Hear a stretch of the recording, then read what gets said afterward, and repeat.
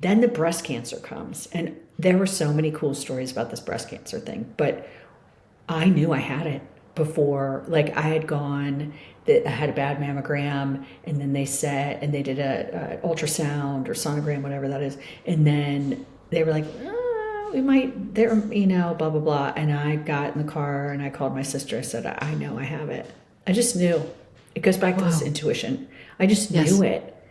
And every time something terrible in my life happened, the affair, and then this, there's this one friend of mine who was we're always going on trips together for whatever weird reason.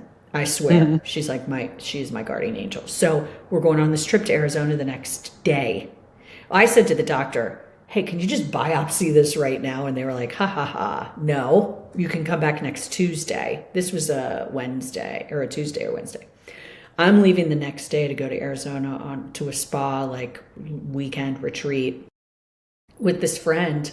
And we got there and I was like, hey, I need to tell you something. This came up, blah, blah, blah.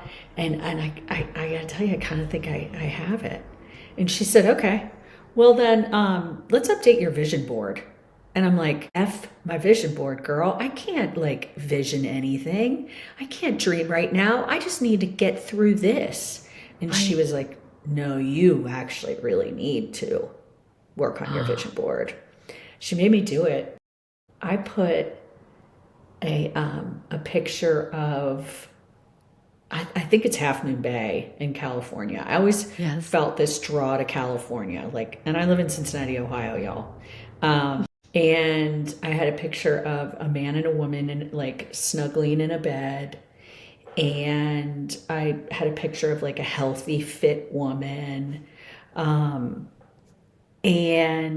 after my breast cancer diagnosis, I met the love of my life, who is from the Bay Area.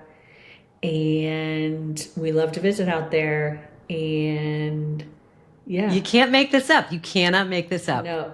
And when I showed him the vision board, he was like, really? Because he doesn't believe really in that stuff.